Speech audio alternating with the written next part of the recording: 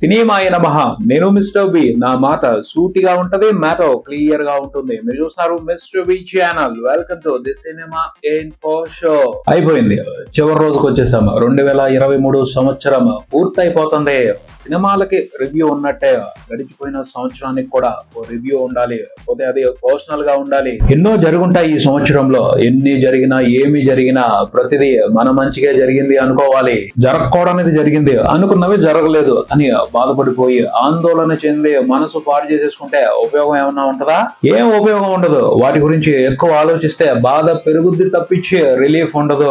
So గడిచిపోయిన కాలంలో ఇష్టం లేని వాటిని మర్చిపోండి. నెగిటివ్స్ జరిగే ఉంటాయి, వాటి నుంచి నేర్చుకోండి. పాజిటివ్స్ జరుగుంటాయి, వాటిని ఎనర్జీగా దాచిపెట్టుకోండి. బాధని, నిరాశని, ఓటమిని కోరుకుంటున్నాం, తెలియకుండా కోరుకున్నా సరే వాటి గురించి ఆలోచిస్తే అవే వస్తాయి. బోడి ఓటమి, బోడి భయం, బోడి నిరాశ నన్నేం చేస్తాయి? తోసి పక్కన పడేయండి వాటిని. ధైర్యంగా ఉండండి. నేను సాధిస్తాను, గెలుస్తాను అని సంకల్పించుకోండి. గెలిచి తీరుతారు. గడిచిపోయిన సంవత్సరం కలిసి రాలేదు, కొత్త సంవత్సరం కలిసి రావాలి, ఇలాంటి కబుర్లన్నింటినీ పెట్టుకోవద్దు. ప్రతి సంవత్సరం ఒకటే, మనం చేసే దాన్ని బట్టే ఆ సంవత్సరం మనకి ఇస్తుంది. అంతేగాని మనం చేయింది, మనం అనుకోనిది మన దగ్గరికి రాదు. కొత్త సంవత్సరంలో 2 రోజులు 3 రోజులు చేసి మానేసే డ్రామా చెక్ లిస్టులు పెట్టుకోవద్దు. ఒక సీరియస్ టార్గెట్ పెట్టుకోండి, దాని మీద ఫోకస్ చేయండి, సాధన చేయండి, సాధించి తీరుతారు. All the best. అందరికి అడ్వాన్స్ గా హ్యాపీ న్యూ ఇయర్. కొత్త సంవత్సరంలో కొత్త కాన్సెప్ట్లతో మిమ్మల్ని అలరించడానికి ప్రయత్నిస్తాను. Subscribe mister B channel. Matter లోకి వెళ్తే సలార్ 9 రోజుల రన్ బాక్స్ ఆఫీస్ దగ్గర కంప్లీట్ చేసుకుంది. సలార్ మూవీ సెకండ్ వీకెండ్ లోకి ప్రవేశించింది. ఆ వీకెండ్ లో అతి ముఖ్యమైన రోజు ఈ 9వ రోజు శనివారం నాడు సినిమాకి కలెక్షన్స్ ఎలా వస్తాయి అన్న ఆసక్తి నడిచింది. పోతే ఆశ పెట్టుకున్నట్టు, ఎక్స్పెక్టేషన్స్ పెట్టుకున్నట్టయితే కలెక్షన్స్ రాలేదు. జస్ట్ కన్నీళ్లు తుడిచే కలెక్షన్స్ మాత్రమే వచ్చాయి. అంటే రెబల్ మూవ్మెంట్ మెత్తబడిపోయిందని అర్థం చేసుకోవాలి. దీనికి సంబంధించి మూవీ టీమ్ ని, సినిమా నిర్మాతల్ని బ్లేమ్ చేయాలి. సినిమా రిలీజ్ అయిన దగ్గర నుంచి 5 రోజుల పాటు ప్రభాస్ ఆడియన్స్ ని థియేటర్స్ కి ఫుల్ చేశాడు. ఆ తర్వాత కంటెంట్ జనాల్ని థియేటర్స్ కి ఫుల్ చేయాలి. ఆ విషయానికి సంబంధించి మాత్రం మూవీ టీమ్ నిర్లక్ష్యంగా వ్యవహరించిందనే చెప్పాలి. ఇంట్రెస్టింగ్ గా ప్రమోషన్స్ చేయలేదు, సినిమా మీద ఆసక్తి పెంచేలాగా ప్రమోషన్స్ చేయలేదు. సినిమాకు సంబంధించి, సినిమాలో ఉన్న కథకు సంబంధించి కన్ఫ్యూజన్ వస్తే దాన్ని క్లియర్ చేసే అవకాశం తీసుకోలేదు. మూవ్మెంట్ తేడా పడుతుంది అని అర్థమైనప్పుడు దిద్దుబాటు చర్యలు చేపట్టి సెకండ్ వీకెండ్ వచ్చేటప్పటికి అనుమానాలన్నింటినీ తీర్చేసే అవకాశం తీసుకున్నట్టయితే వేరేగా ఉండేదేమో పరిస్థితి. కానీ మూవీ టీం వదిలి పారేసింది, వచ్చినంత వరకు వస్తాయిలే అని. ప్రశాంత్ నీల్ ని తప్పు పట్టడానికి లేదు, ఎందుకంటే సినిమాలో కంటెంట్ బ్రహ్మాండంగా ఉంది. తన వరకు మాత్రం తన పనిని ఎక్సలెంట్ గా చేశాడు. కానీ ప్రశాంత్ నీల్, నిర్మాతలు వీళ్ళందరూ కలిపి మూవీ టీమ్ వాళ్ళుగా తీసుకున్న స్ట్రాటజీ, ఫాలో అయిన ప్లాన్ కరెక్ట్ గా లేదు.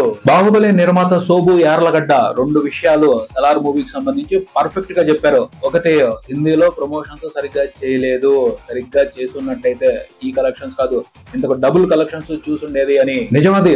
సాహోకి ప్రభాస్ ఇంట్రెస్టింగ్ గా ప్రమోషన్స్ చేయబట్టే డిజాస్టర్స్ కంటెంట్ తో కూడా ఆ సినిమా హిందీ వెర్షన్ ఇంట్రెస్టింగ్ గా నెంబర్స్ పెట్టింది. శోభు యార్లగడ్డ చెప్పిన 2వ పాయింట్ ఏమిటి అంటే, కాన్సార్ వరల్డ్ ని రిలీజ్ కు ముందే రివీల్ చేసేసి ఆడియన్స్ ని ప్రిపేర్ చేసినట్టయితే బాగుండేది అని. ఖచ్చితంగా బాగుండేది. రిలీజ్ కు ముందే కాన్సార్ వరల్డ్ ని, క్యారెక్టర్స్ ని రివీల్ చేసి ఉన్నట్టయితే డిస్కషన్ జరిగేది. క్యారెక్టర్స్ కు సంబంధించి, అక్కడ ఏం జరుగుతుంది అన్న దానికి సంబంధించి ఇంకా క్లియర్ మైండ్ తో థియేటర్స్ కి వచ్చి కథని అర్థం చేసుకుని ఎంజాయ్ చేసేవాళ్ళు. ప్రశాంత్ నీలే చెప్తున్నాడు, సినిమాలో కథని ఫాలో అవటానికి ఆడియన్స్ ఇబ్బంది పడుతున్నారు అని. ఎందుకంటే సగం కథే చెప్పారు, మిగతా సగం చెప్పాలి, అప్పుడు ఒక కంప్లీట్నెస్ వస్తుంది అంటున్నాడు. ఎంత 2 పార్ట్లు చూస్తే కంప్లీట్ సాటిస్ఫాక్షన్ వచ్చే అవకాశం ఉన్నా ఫస్ట్ హాఫ్ వరకు ఉండాల్సిన సాటిస్ఫాక్షన్ ఉండాలి కదా. దాన్ని కన్ఫ్యూజన్ లో వదిలేస్తే డిసప్పాయింట్ అవుతారు కదా.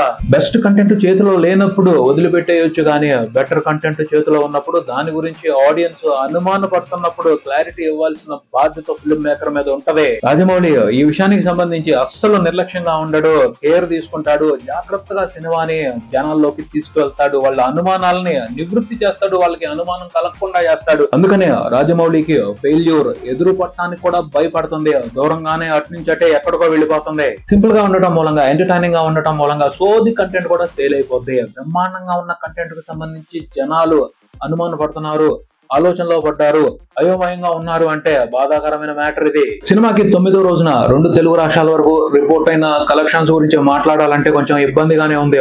ఎందుకంటే ఆ సినిమా రేంజ్ కి తగ్గ, ఆ సినిమా కంటెంట్ లో ఉన్న రేంజ్ కి తగ్గ నెంబర్స్ అయితే కావు అవి. సెకండ్ వీకెండ్ లో సాటర్డే సండే 4 నుంచి 5 కోట్లు తగ్గకుండా 2 తెలుగు రాష్ట్రాల వరకు షేర్ కనపడాలి, అది ఎక్స్పెక్టేషన్. ఆ సినిమా రేంజ్ అది అంత పెద్ద నెంబర్స్ పడాలి, కానీ 2 తెలుగు రాష్ట్రాల వరకు 9వ రోజున సినిమాకి రిపోర్ట్ అయిన టోటల్ షేర్ 2,60,00,000 మాత్రమే ఉంది. ఈ నెంబర్స్ తో, ఈ మూవ్మెంట్ తో ఆంధ్రప్రదేశ్ వరకు సలార్ బ్రేక్ ఈవెన్ కంప్లీట్ చేసుకోవడం అనేది టఫ్ టాస్క్ అయిపోద్ది. ప్రభాస్ స్టామినా మూలంగానే సినిమాకి ఓవరాల్ గా రికార్డులు పడుతున్నాయి.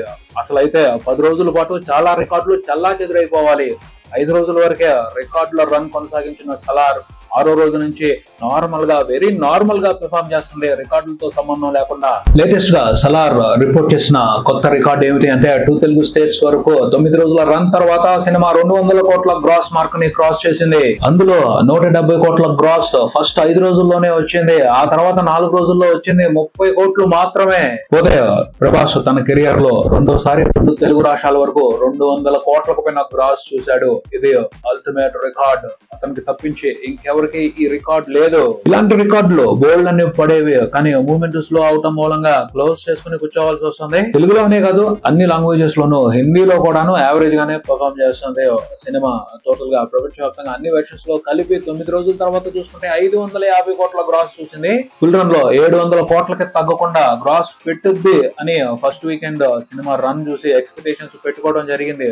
ఇప్పుడు ఏం జరుగుతుందో అర్థం కావడం లేదు. ఫుల్ రన్ లో అరౌండ్ 600 కోట్ల దగ్గరే ఆగిపోయేట్టు అనిపిస్తుంది. ఏదైనా మిరాకిల్ మూవ్మెంట్ ఇగ్నైట్ అవ్వాలి, అప్పుడే 700 కోట్ల మార్క్ ని టచ్ చేస్తుంది. చూద్దాం, ఏదైనా అద్భుతం జరుగుద్దేమో. ఇక ఇయర్ ఎండ్ అయిపోయింది. 2023 సంవత్సరంలో టోటల్ గా తెలుగు సినిమాల పెర్ఫార్మెన్స్ ఎలా ఉంది? 2023 సంవత్సరంలో కమర్షియల్ గా హిట్ అయిన టాప్ 10 బెస్ట్ ఫిల్మ్స్ గురించి మాట్లాడుకుందాం. ఈ లిస్ట్ లో ఓన్లీ క్లీన్ హిట్ స్టేటస్ తీసుకునే సినిమాల గురించే మాట్లాడుతున్నాం. ఓవరాల్ గా హిట్ అనిపించుకుని ఒక ఏరియాలోనో కొన్ని ఏరియాల్లోనో బ్రేక్ ఈవెన్ చేసుకున్న సినిమాల్ని ఈ లిస్ట్ లో పెట్టడం లేదు. ఆ లిస్ట్ లో టాప్ 10 పొజిషన్ లో ఉంది నాని నటించిన దసరా. దసరా ఓవరాల్ గా చాలా పెద్ద నెంబర్స్ రిపోర్ట్ చేసింది, కానీ ఆంధ్రప్రదేశ్ లో సినిమా బ్రేక్ ఈవెన్ చేసుకోలేదు కొన్ని ఏరియాల్లో. ఇలా ఓవరాల్ గా హిట్ అనిపించుకుని ఆంధ్రప్రదేశ్ లో బ్రేక్ ఈవెన్ కంప్లీట్ చేసుకునే సినిమాలు కొన్ని ఉన్నాయి. వాటితో పోల్చుకుంటే దసరా బెస్ట్, అందుకనే ఈ లిస్ట్ లో టాప్ 10 పొజిషన్ లో దసరా అని చెప్పడం జరుగుతుంది. 9th పొజిషన్ లో ఉంది పొలిమేర 2. చిన్న బిజినెస్ టార్గెట్ తో రంగంలోకి దిగి సినిమా ఫుల్ రన్ లో 20 కోట్లకు పైన గ్రాస్ చూసింది. ఫ్యాంటాస్టిక్ బ్లాక్ బస్టర్ సక్సెస్ అది. 8th పొజిషన్ లో ఉంది బలగం. కమర్షియల్ సక్సెస్ ప్రకారంగా ఈ పొజిషన్ చెప్పొచ్చు, కానీ సినిమాకు వచ్చిన పేరుని దృష్టిలో పెట్టుకుంటే టాప్ పొజిషన్. సినిమా చాలా చిన్న మార్జిన్ తో బాక్స్ ఆఫీస్ రన్ మొదలు పెట్టింది. ఫుల్ రన్ లో 26 కోట్ల వరకు గ్రాస్ చూసింది. ఫ్యాంటాస్టిక్ బ్లాక్ బస్టర్ ఇది. 7th పొజిషన్ లో ఉంది శ్రీ విష్ణు నటించిన సామజవరగమన. ఈ సినిమా ఫుల్ రన్ లో 34 కోట్ల గ్రాస్ చూసింది, 17 కోట్ల షేర్ చూసింది, బ్లాక్ బాస్టర్. 6th పొజిషన్ లో ఉంది ధనుష్ నటించిన సర్. ఈ సినిమా కూడా అన్ని ఏరియాలోనూ బ్రేక్ ఈవెన్ తీసుకుంది. నిర్మాతలకి, డిస్ట్రిబ్యూటర్స్ కి ఫెంటాస్టిక్ గా ప్రాఫిట్స్ ఇచ్చింది. టాప్ 5 పొజిషన్ లో ఉంది నందమూరి బాలకృష్ణ నటించిన Bhagavanth Kesari. Cinema full run లో 71 కోట్ల వరకు షేర్ చూసింది. అన్ని ఏరియాల్లోనూ బ్రేక్ ఈవెన్ కంప్లీట్ అయ్యింది. బిజినెస్ మీద లైట్ గా మాత్రమే ప్రాఫిట్స్ తీసుకుంది. టాప్ 4 పొజిషన్ లో ఉంది మళ్ళీ నందమూరి బాలకృష్ణ నటించిన వీరసింహారెడ్డి. సంక్రాంతికి రిలీజ్ అయింది. సినిమా సెన్సేషనల్ కలెక్షన్స్ తో ఇంట్రెస్టింగ్ గా హిట్ కొట్టింది. సినిమాకి ఫుల్ రన్ లో 80 కోట్ల వరకు షేర్ వచ్చింది. టాప్ 3 పొజిషన్ లో ఉంది సాయిధమ్ తేజ్ నటించిన విరూపాక్ష. 2023 లో తెలుగు ఫిల్మ్ ఇండస్ట్రీ చూసిన బిగ్గెస్ట్ హిట్ లో 3వ సినిమా విరూపాక్ష అని చెప్పొచ్చు. సినిమాకి ఫుల్ రన్ లో 90 కోట్లకు పైన గ్రాస్ వచ్చింది, 48 కోట్లకు పైన షేర్ వచ్చింది. సాయి తేజ్ కెరియర్ లో ఇది బెస్ట్ ఫిలిం కమర్షియల్ సక్సెస్ విషయంగా. టాప్ 2nd పొజిషన్ లో ఉంది బేబీ. బేబీకి టోటల్ గా 85 కోట్లకు పైన గ్రాస్ వచ్చింది, 45 కోట్ల వరకు షేర్ వచ్చింది. ఈ నంబర్స్ తో సినిమాని ఎందుకు 2nd పొజిషన్ లో పెట్టాల్సి వచ్చింది అంటే ప్రాఫిట్స్ ని లెక్కలోకి తీసుకుని చూస్తే పెద్ద సూపర్ స్టార్ సినిమా తీసుకునేట్టు ప్రాఫిట్స్ ని తీసుకునే సినిమా, అందుకనే టాప్ 2 పొజిషన్ లో బేబీ ఉంది. ఇక టాప్ 1 పొజిషన్ లో ఉంది మెగాస్టార్ చిరంజీవి నటించిన సంక్రాంతి విన్నర్ వాల్తేరు వీరయ్య. సినిమాకి ఫుల్ రన్ లో 238 కోట్ల వరకు గ్రాస్ వచ్చింది, 140 కోట్ల వరకు షేర్ వచ్చింది. ఫ్యాంటాస్టిక్ బ్లాక్ బాస్టర్ అది. బ్రేక్ ఈవెన్ కంప్లీట్ అయిపోయి ప్రాఫిట్స్ ని లెక్కలోకి తీసుకుని చూస్తే 2023 సంవత్సరంలో the best top 1 film Waltair Veerayya అనే సలార్ మూవీ ఓవరాల్ గా గ్రాస్ బాగా కలెక్ట్ చేసింది. కానీ సినిమా బ్రేకింగ్ కంప్లీట్ చేసుకోవడానికి ఇంకా కొన్ని ఫార్మాలిటీస్ కంప్లీట్ అవ్వాలి. 2023 సంవత్సరానికి సంబంధించి తెలుగు ఫిల్మ్ ఇండస్ట్రీ నుండి టాప్ గ్రాసర్ సలారే, కానీ హిట్ లెక్కలు సినిమాకి సంబంధించి ఇంకా తేలాల్సి ఉంది. సో అందుకనే ఈ లిస్ట్ లో సలార్ మూవీని ఇన్వాల్వ్ చేయలేదు. స్ట్రైట్ తెలుగు సినిమాలు కాకుండా జైలర్, జవాన్, యానిమల్, అలాగే లియో, ఈ 4 సినిమాలు 2023 సంవత్సరంలో తెలుగు మార్కెట్ నుంచి బ్రహ్మాండంగా కలెక్షన్స్ కొల్లగొట్టాయి. రేపటి వీడియోలో 2023 సంవత్సరానికి సంబంధించి బెస్ట్ ఫిల్మ్స్ లిస్ట్, అలాగే బెస్ట్ యాక్టర్స్ లిస్ట్ చూద్దాం. ఇదే ఇక్కడికి మరో వీడియోతో మళ్ళీ కలుద్దాం. ఈ వీడియో మీకు నచ్చితే లైక్ చేయండి, మీ ఫ్రెండ్స్ తో షేర్ చేసుకోండి, మీ అభిప్రాయాన్ని కామెంట్ చేయండి, ఈ ఛానల్ ని సబ్స్క్రైబ్ చేయండి. నేను mister B, watching mister B channel. Thank you.